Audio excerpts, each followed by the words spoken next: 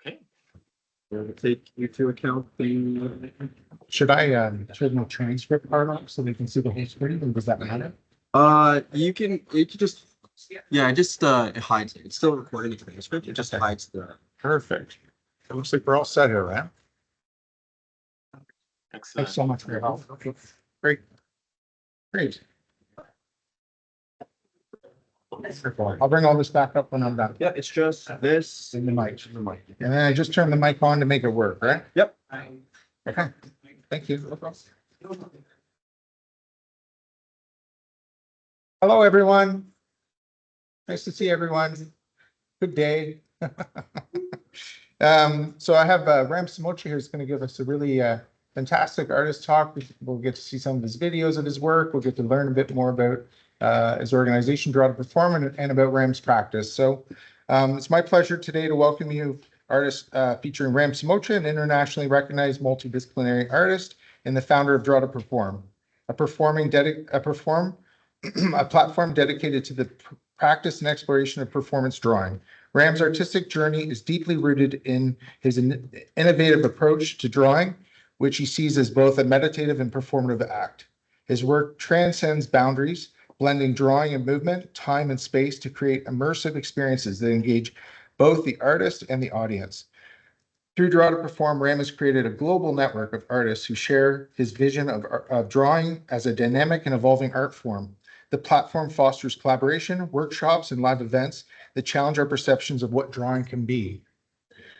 Today, Ram will share his insights into his personal practice, the evolution of Draw to Perform, and his critical performance drawing, and how important it plays within contemporary art. He'll also discuss his drawings and how they become a bridge between thought, action, and audience interaction. So quite interesting. So please welcome me in joining Ram Samocha.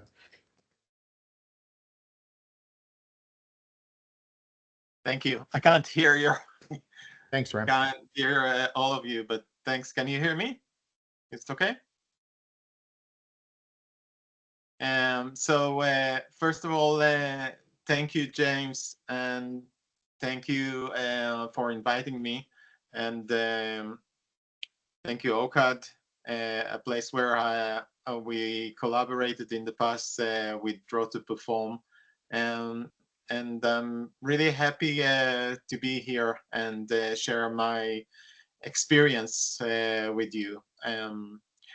I'll start by saying, for me, it's an interesting title for a course, Drawing Across Disciplines. And it is so because Draw to Perform and the company that I'm directing, one of the things that are really, for me, brilliant about it is this place where you can get some ideas from many disciplines and get it together to one place, which is performative drawing. Now I'm going to talk about Draw to Perform more after I'll introduce my practice, but where shall we start? Okay, so I started started long ago as an artist that focused on painting and sculpture, moved to installations, but it always was something that I combined together. Like if I was doing painting, I would do sculpture, and if I'll do sculpture and painting presented together, I will think about the way you hang it, I will think about the installation, the space. So from the beginning, this thing about not focusing on just on one thing, but spread myself, as I titled it, multidisciplinary now, was from the beginning. And what I'm going to tell you today, focusing on performative drawing and the way that I choose myself to express, is something that I it's something like personal. Like I found it very suitable for my needs to shift my practice and, or shall I say, to combine it with performative aspect. But through the years, I noticed that not like there are people that not that attracted or naturally attracted to the performative side of things, but that's okay, I think. And but on the other end, I found others that were opening themselves to a performative um, experience, and they may not use it after, but practicing performative attitude, uh, performative inspiration or expression led them to some other paths and ways and ways of expression. So yeah, so all that I'll say and share with you today is from my private point of view, and the journey that I found myself making to myself, and sharing it with others. So as I said, I started with painting and sculpture, and of course drawing was always on the back of everything. But at one point, it's exactly in 2004, actually, I realized that after I felt kind of a solitude in my studio, like I really like to be in my studio working by myself, having the time to myself, but there isn't that other side that is seeking for a connection and um, for a direct connection with the audience or with other um, artists that creating their art. And so I started to um, curate shows. I started to organize um, exhibitions in order to allow myself to find other people to share the artistic experience with me. But at 2004, I decided that I'm going to do something else other than curating events. I did my first performance, and that was a mind blowing for me. Doing uh, doing the live art in front of an audience, and that was also a very it opened a lot of things. It opened a lot of things to consider, to understand, to explore. I did a 4 hours performance that combined drawing on the wall and working with some um, videotapes on the floor, all those ones that are you can put from the tape and work with them as a material. Um, but the main feeling after this first performance was that this is opening for me a line of communication that I will really would like to explore further more. And by that time, I shift and moved myself to Canada, to Ontario, and I had a chance to be in Waterloo University and develop this attitude towards performative drawing. And my thesis was focusing on the on the development of my work as a performative.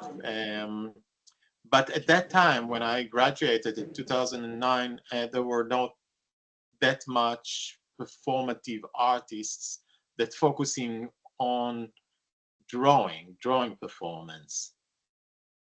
So in my thesis, it was a little bit hard to kind of like mention people that are doing drawing performance.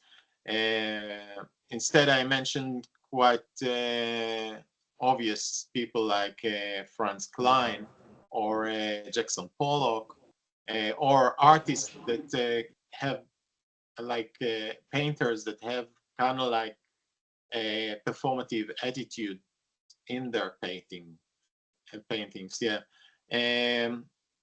Moving from Canada to England in 2011 opened me an kind of like a new window, I can say, because I'm living in Brighton, an hour from London.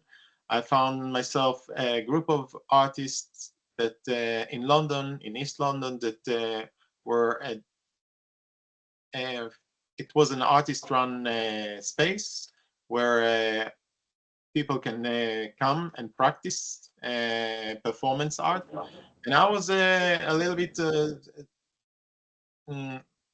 strange artist there because I was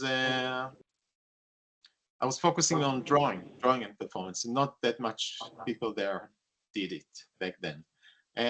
So I'm going to show you the first, actually the first performance that I did when I came to London, and it's called Open in 2012.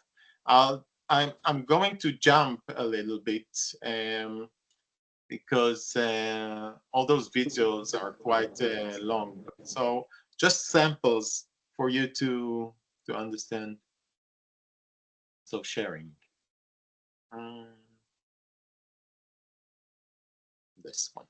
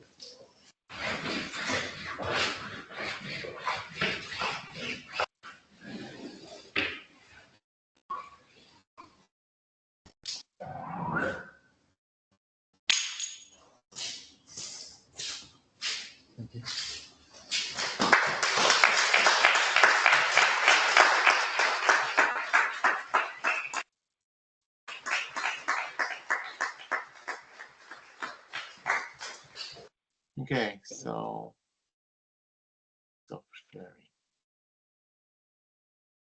that was the first performance that I did here, and it's called Open because I wanted to open myself to options in the big city where I came and been active there. And that's, I think, did you hear the sound of the Yes. performance? Yes, it's perfect, right? Yeah, I can hear you. So in my work, I started to understand that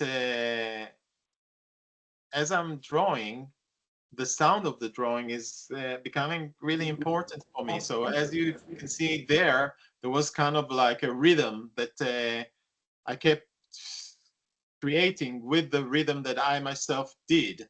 And that led me to understand that the component of sound is really important, and I can work with it and develop it. And that and what I did is I approached other people and I asked, can you work with me? Can you do something with me? Maybe record my drawing sounds, and then and then work with it. So make me work with my drawing sounds, or build a soundtrack that allows me to work live. And one of the works that I did later on was collaborating with a musician that recorded the sound that I worked with, and was a feedback for me to do the performance. It's called The Sound of Drawing, of course, but it goes like this. It's from 2017. Oh, I have to share the screen. So, am I sharing it? Yes, Ram, it looks great. Just Yes, make it all big, Uh-huh. full Sure. screen. Yeah.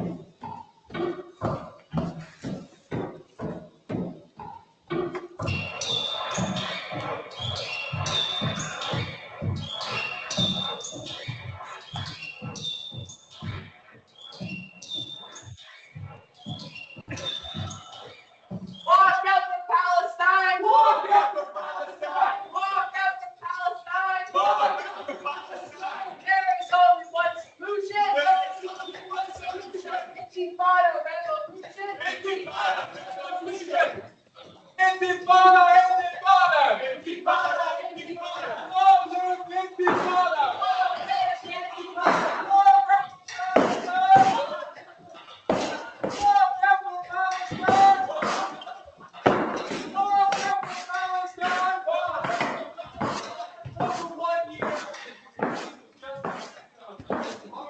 You're okay?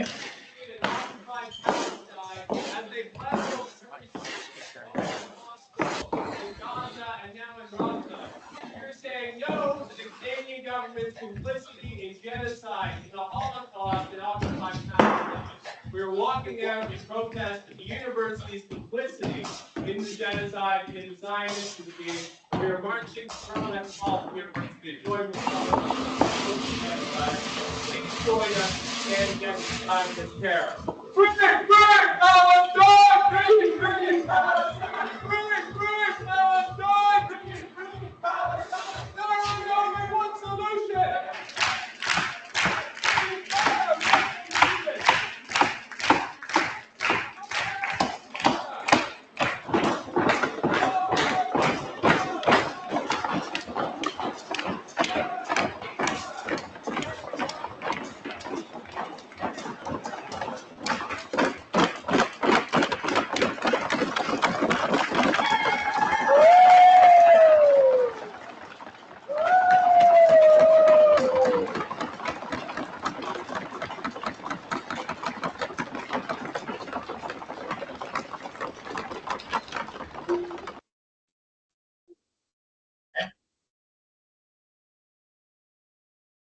Okay.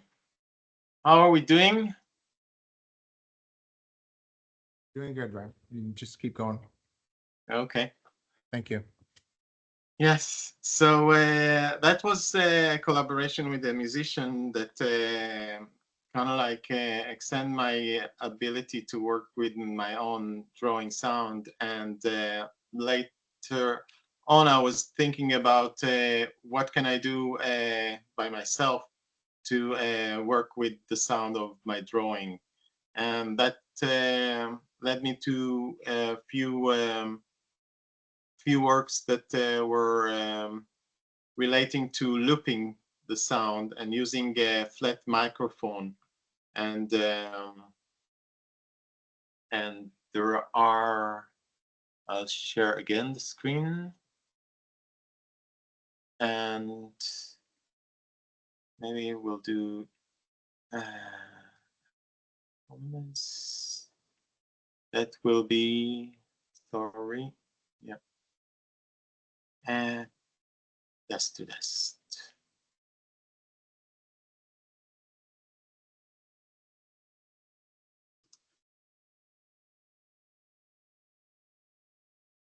Here I'm working with the ephemeral component, so it's powders and wind powders, graphite powders.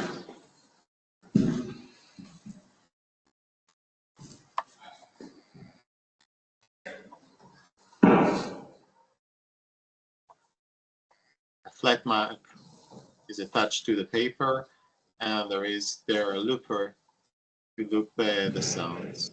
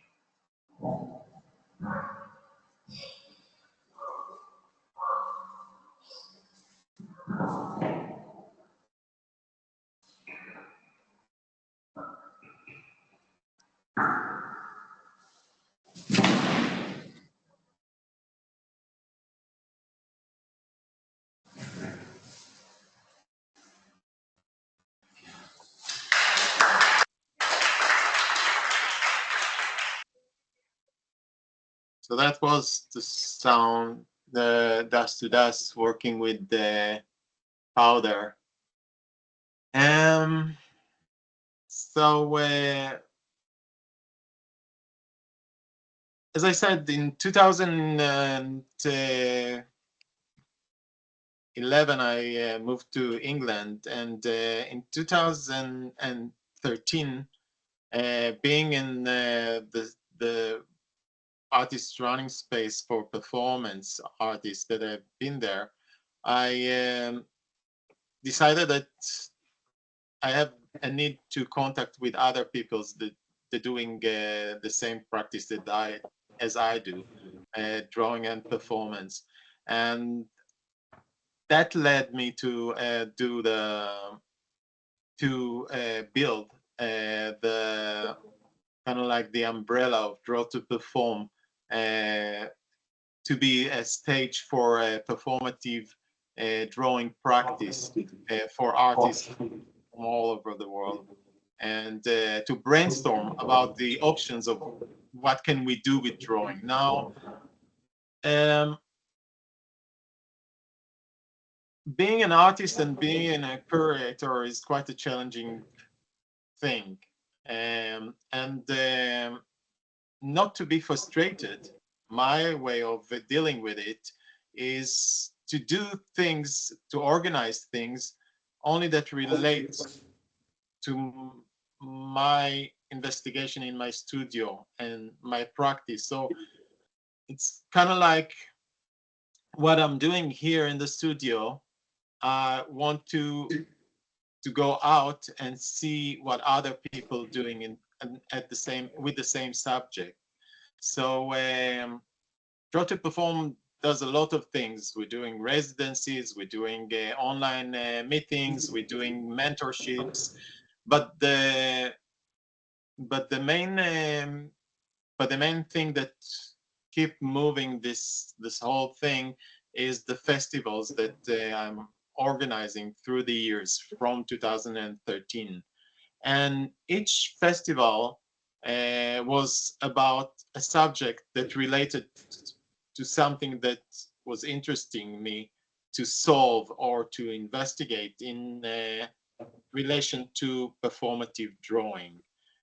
So in 2013, I organized the first Draw to Perform festival, which was kind of like an introduction to drawing performance practice. So it included quite a lot of artists that did the short performances, durational performances. And when I'm saying short performances, so it's something between 10 minutes to 20, 30 minutes, and others that were durational and that were more into 4 hours to 5 hours of drawing intensively. And the second one, the second festival, which was in 2015, was about a specific subject. It was about durational performances. So by that time, I realized that I did quite a lot of performances, but none of them were really long. It was kind of like natural to do short performances when I'm starting to understand how do I perform and what do I do with performance. So I organized this event that was all about 6 hours of intense drawing performances. Artists were at the event drawing live. People were coming, going, and seeing the development of the performances and of the drawings for 6 hours. That was in 2015, and I'll share with you some of those performances because they were quite interesting. And I'm going back to what I'm saying about mixing disciplines and practices. So there were quite a few artists over the years that coming from different practices. So artists that coming from print making and investigating what can you do with print and with the performance. There were artists that coming from theater, of course, artists that coming from dance practice and combining the mark making into dance and much more. But I'll go and share with you the durational performances. I'll skip that. Yeah, it's this one.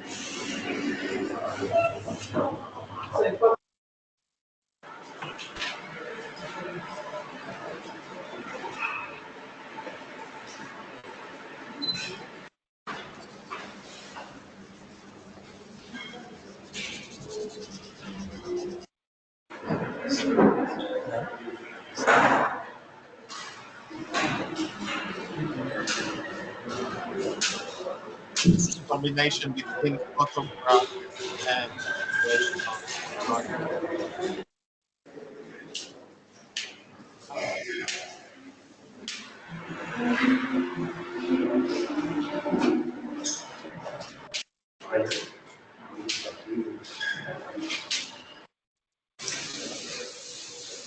It's me working with silicon.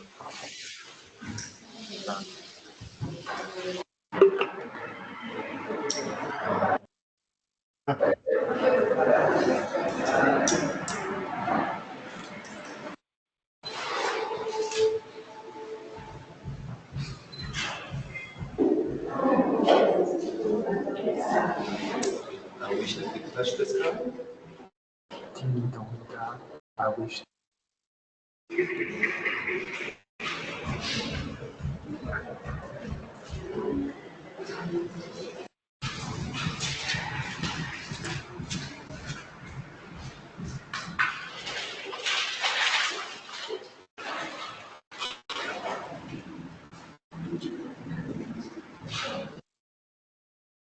Okay, that was the first.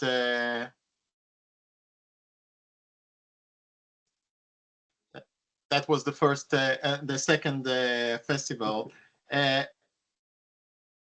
On the third festival, which was in 2016, I tried to understand what does it mean collaboration. Collaboration with other artists, collaboration with the audience. The whole subject of collaboration is really intriguing. It's quite complicated, I have to say. You have to understand what do you want in terms of the collab, in terms of the, like, from the audience, for instance. Do you want them to do a mess with your work? Do you want to direct them? Do you want to let them have freedom? And if you want to direct them, how can you direct them in live action? So this is an interesting subject. I I collaborated with two artists, an artist from Canada and an artist from Poland in this festival, and yeah, the combination between two artists that working together is the energy is quite different, quite leading to something that is unexpected. But I want to show you some things from the fourth festival, which was all about movement. So, like when we are talking about performance, we're talking about doing something with our own body, and most of the time, and the body as a tool, as a measure, and exploring the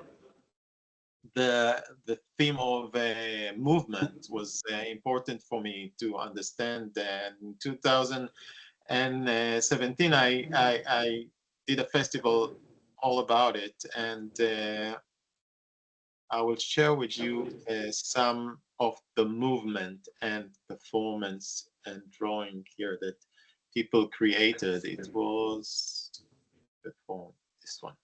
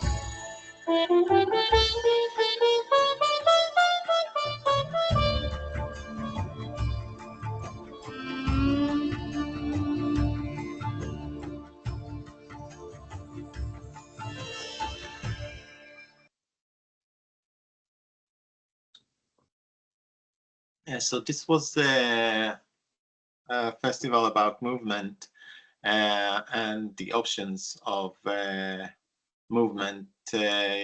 Yeah, you can't see in this video, but the dancer that were dancing there together, the video camera was videoing them and projecting to the wall, and it was kind of like making a digital drawing on the wall from their movement. So that's another option of playing with it. In 2018, I was exploring more. Like, I understood that the sound is really important, as you saw in my previous videos that I showed you of my work. But then I wanted to understand what other people doing with their work relating to sound and drawing. And that's where I organized the fifth festival of Draw to Perform, and which was all about the sound and drawing and performative aspect.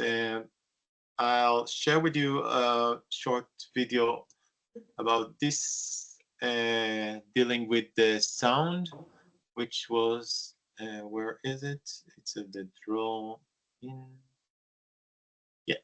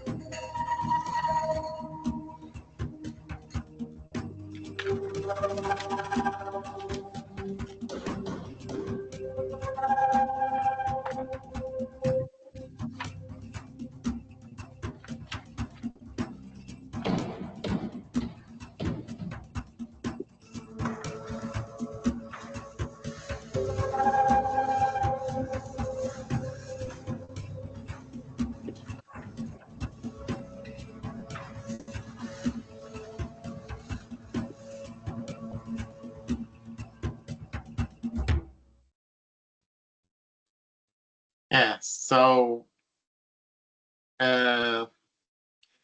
so that was in 2018, and that was about sound. And then it took me quite a long time to realize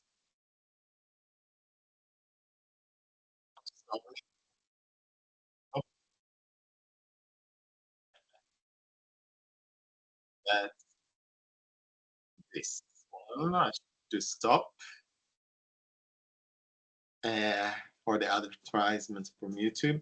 It took me quite a long time to understand what I want to do next with my practice and with Draw to Perform. And only in 2022, I did the last Draw to Perform festival for now. And that was all about shift from drawing to painting. So I realized that in my studio, I'm I'm working much more on the drawing, and they become like sort of paintings, or they becoming more layered. I'm I'm I'm I'm putting much more time on the work, and that really was interesting for me to explore, like how what kind of an options there are for to take the the drawing and to pull it a little bit towards painting practice. And I'm going to show you the last video here, which was from the last festival in 2022. Not this one. That was this one, and it's a short one. There we go.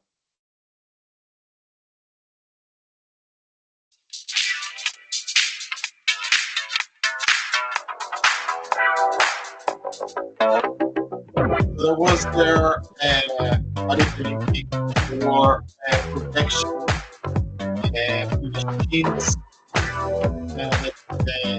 that there were automatic done by programming working with and performing.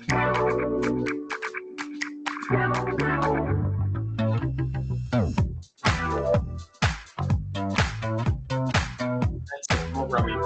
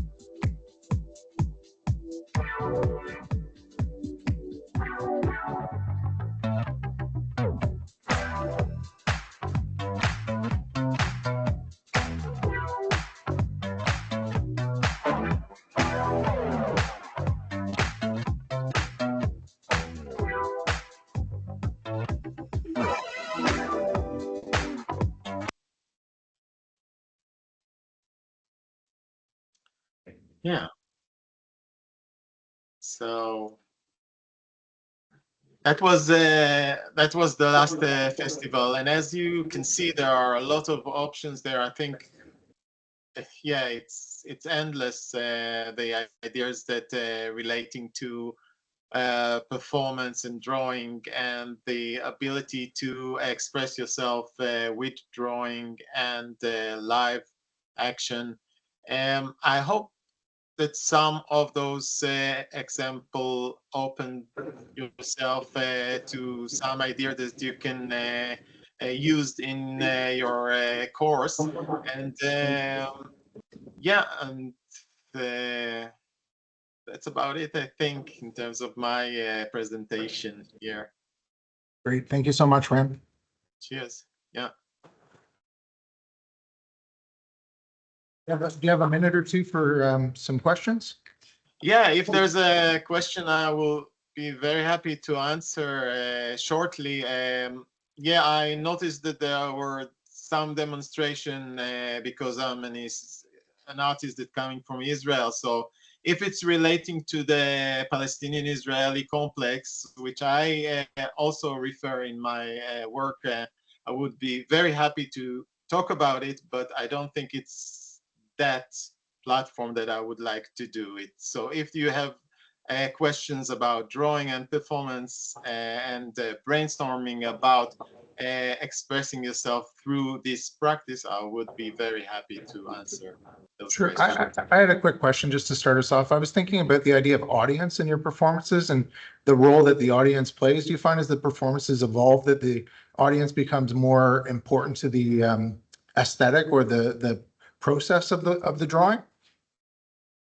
How do you see the So audience the now? question was if the audience becoming important to the aesthetic, the final product? Yeah, the process, and I've just seen as you kind of progress that there's more community activity and there's youth kind of becoming involved, and there's people from all sort of spectrums. It's really interesting to think about how they create and form the process of the work. Yeah, that's a great question, and really very uh,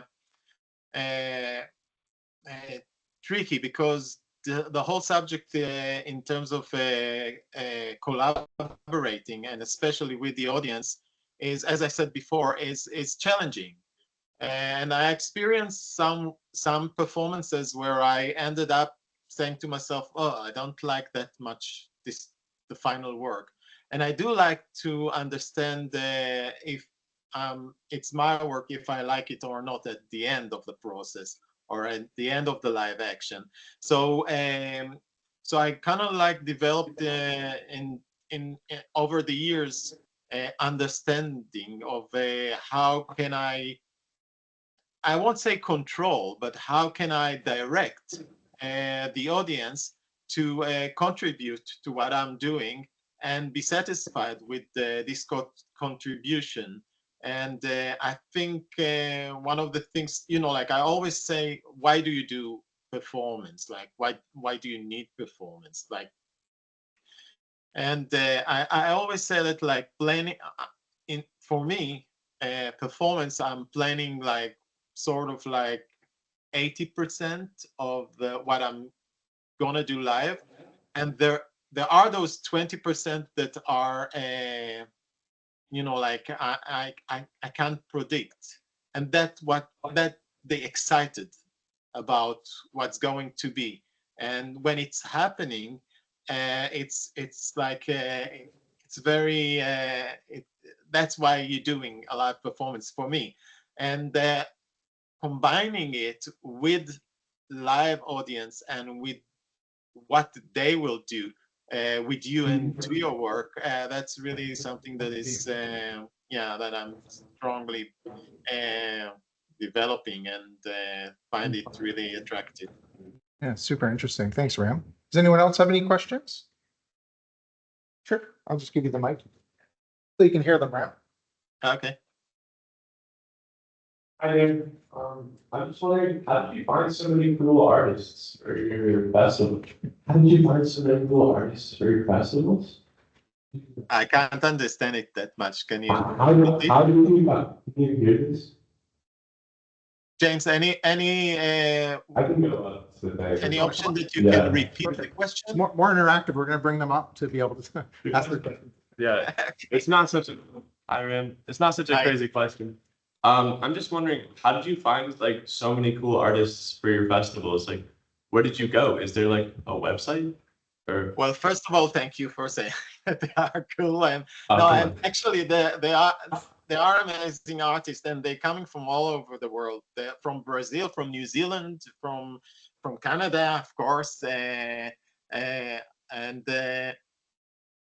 well, you know, when I started when I graduated, as I said, in 2009, the internet was not that strong. But when I moved to England, I just started to understand that from my isolation place, there are other people that are doing the same thing that I'm doing. And I realized it, of course, through Facebook, but not, but more through Pinterest and other social media that presented other people far away that I can't reach, but allowed me to follow them, and that's how I contacted them, and they said yes.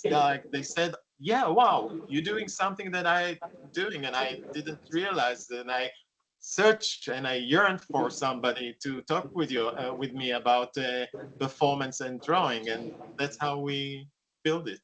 Yeah. Thank you. Thanks, Ram. Cheers. That's good. Thanks. Any other questions, perhaps? Way at the back? Maybe I'll just repeat what you say. Austin? I have two questions. Okay. The first one was the residency in London, in the UK right now, we currently are. Sure. Austin's asking if the residency is in Brighton. The residency, yeah. So we have two things. We have a residency which is a group residency. It's 15 days here in Brighton, and there are people that coming from all over for 15 days of creative activities, and there are also the mentoring, which is one-on-one with me for a week here in Brighton, or the online, which is one-on-one with me online. So there are quite many options in terms of the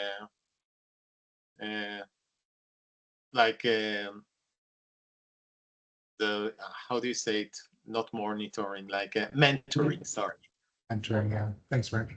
Austin, Yeah. did you have a second I question? did. I was curious why the audience scale is always so small. He never reached out or did a bigger audience, as he always kept his scale. Oh, okay. I was curious if that was to have more of an interaction with the audience on a personable and spiritual level. Sure. I hope I can paraphrase this properly. Yeah. Austin's question is how the audience was a smaller group, and if that was important to the performance that you selected or invited a smaller group of artists. Is that pretty close, Austin? Yeah, it's just the audience itself. It's great question relating to audience, because those festivals were not, like the maximum audience that came to those festivals. They were 2 days, 3 days, 1 day, but the maximum people that came were like 100 people or so.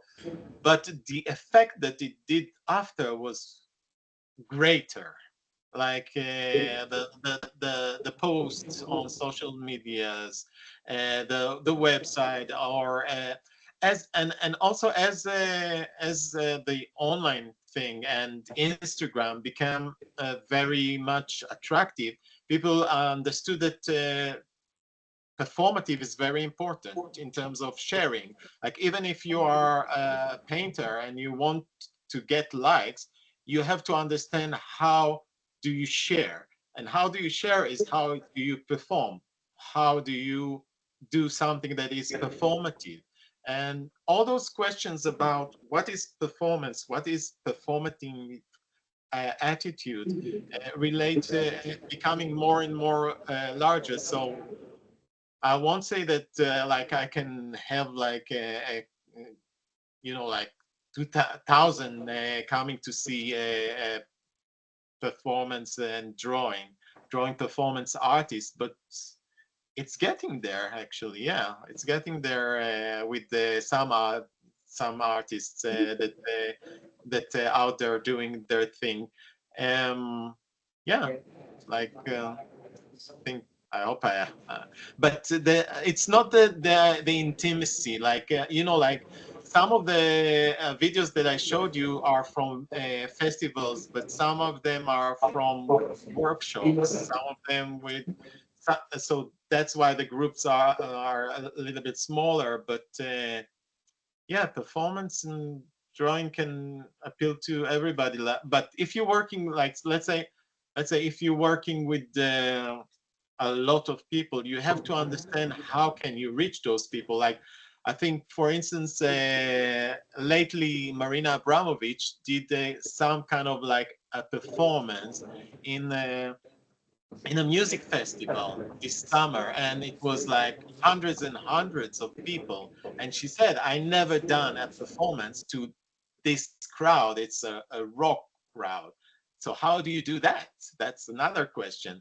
And I think probably drawing performance will get there, because quite a lot of artists are doing those, like artistic screens behind them. And of course, like live drawing and performance with band is something that I'm thinking about a lot of time. But yeah, it will happen also. Wonderful. Thanks so much, Ram. Do we have any last questions before we say goodbye to Ram? Wonderful. Thanks so much, Ram.